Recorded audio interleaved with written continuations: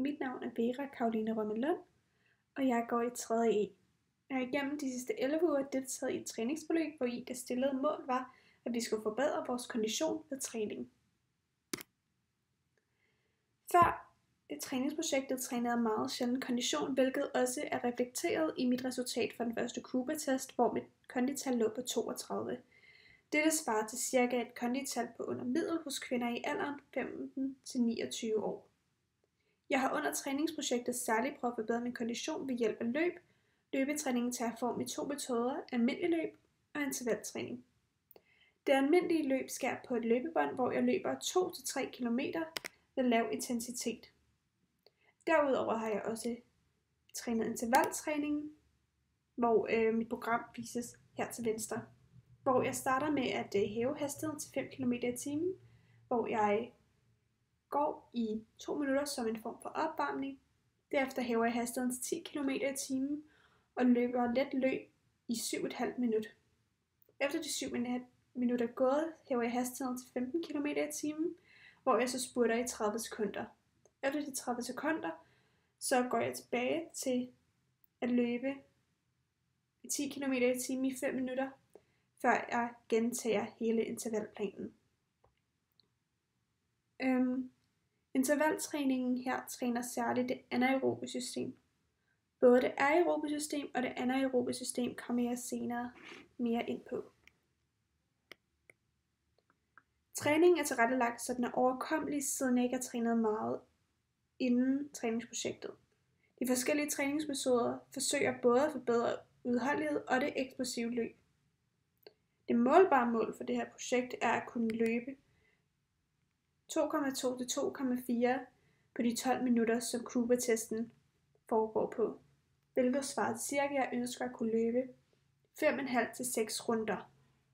Den personlige målsætning var at begynde at træne mere kondition i hverdagen, og desuden at provokere en lyst til at træne mere ofte og mere jævnt. Disse mål er realistiske og overkommelige, så længe jeg holder mig til mit træningsprogram, da jeg både øver udholdenhed og kondition, samt for en tvunget normalisering af træning, især konditionstræning, i min hverdag. Beskrivelse af min livsstil. Jeg træner cirka 2-3 gange om ugen, styrketræning i Pure Gym, hvor mine workouts er imellem 1-3 timer.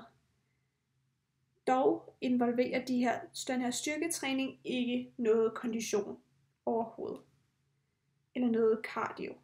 Derudover cykler jeg til og fra skole, og jeg cykler til de fleste steder, men på grund af skole og afleveringer, dyrker jeg ikke ret meget andet motion, ud over det i min hverdag. Øget fysisk aktivitet påvirker kroppens fysiologi, særligt ved aerob træning, altså træning, som ikke er eksplosiv, hvor man fremmer musklens evne til at udvikle kraft hurtigt, men hvor man bruger ilt. Det sker gennem respirationen, hvor glukose og ilt bliver omdannet til kuldioxid, vand og energi i form af ATP, altså adenosin-trisfosfat. Og ligningen her er jo vist til venstre. Dette sker ved forbrændingen af glukose, afhængig af hvor højt Dette sker ved forbrænding af glukose eller fedtsyre, afhængig af hvor høj intensitet man træner med.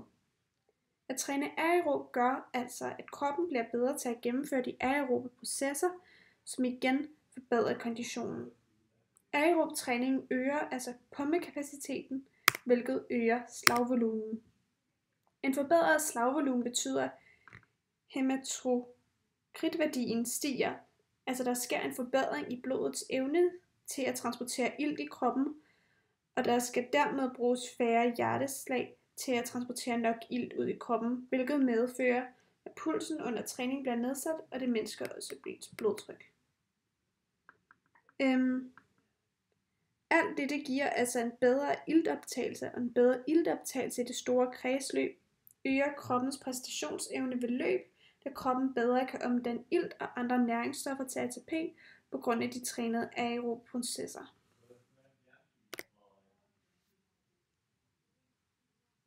Særligt intervaltræning arbejder kroppen mere anaerob, altså uden ilttilførsel, fordi træningen er relativt eksplosiv. Særligt intervaltræning med spurt. Under anaerob træning syrer musklerne til med mælkesyre grundet manglen på ilt. Særligt under meget intens og eksplosiv træning griber man i det grove træk de tværstribede muskelstruktur, altså den muskelstruktur, som blandt andet findes direkte under huden over, og som ved restitueringen vokser stærkere sammen igen. Og dette er så med til, at det skaber større muskler. Eksplosiv træning skaber altså større muskler. Hvis man vedholder træningen, øger man også maksimalhastigheden ved løb. Og hvis vi kigger på den her lille model, jeg har til venstre, der viser vigtigheden af restitueringen. Hvis man starter med at kigge på blandt andet model B, kan man se, at ved for kort restituering, så har kroppen altså simpelthen ikke nok tid nok til at hele, da der hele tiden bliver skabt små skader på musklerne, og musklerne kan simpelthen ikke nå at vokse sammen igen og blive stærkere. Modsat, hvis man har for lange pauser, kan man ikke nå at forbedre sine evner,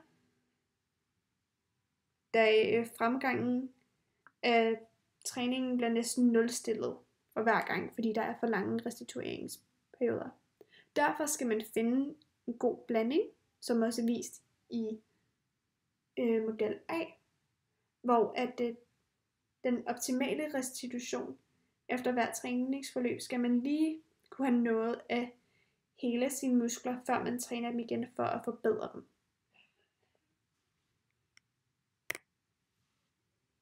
Her vises så min træningsplan for de her 11 uger, hvor vi kan se, at jeg har sammensat både min styrketræning og mit konditræning med ind.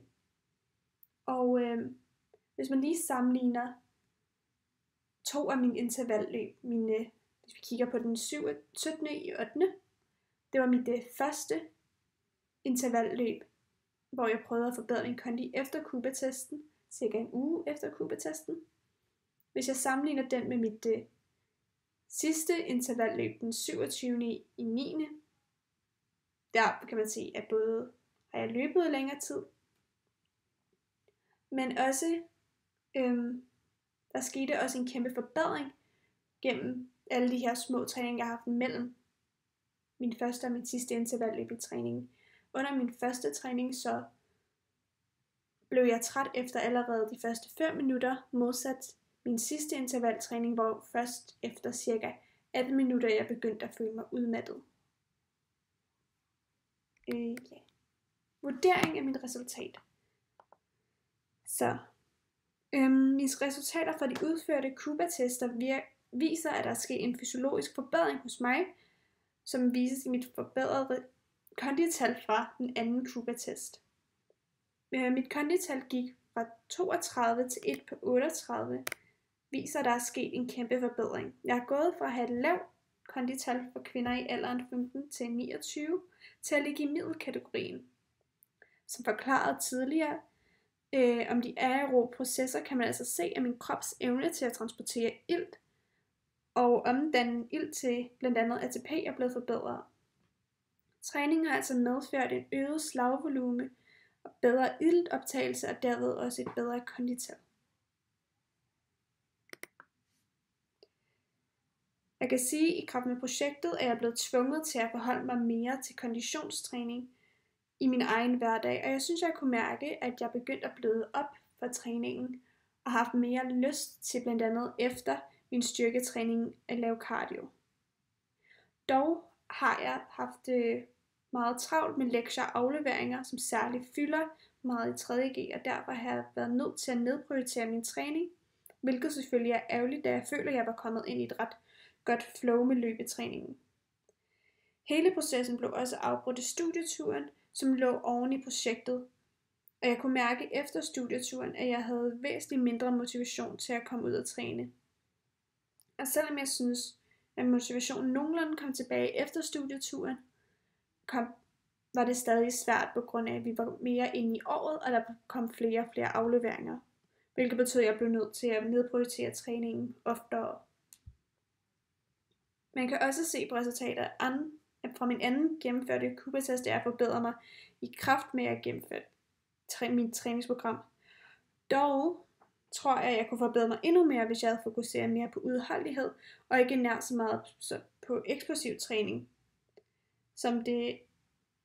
da det er udholdenhed, som Cooper-testen især lægger vægt på.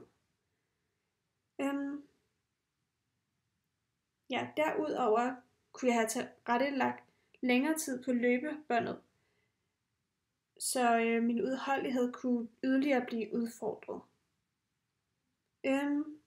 Desuden kunne jeg da også have skabt bedre resultater, hvis jeg under projektet havde trænet noget oftere, så min krop ikke fik så lange restitueringsperioder, som fremgik af min træningsproces næsten blev nulstillet, hver gang jeg trænede. Men jeg tror overordnet, at det særlige studietur og afleveringer og den mangel på træning oftere har været med til at påvirke mit resultat. Dog kan man stadig se, at der er sket en kæmpe forbedring.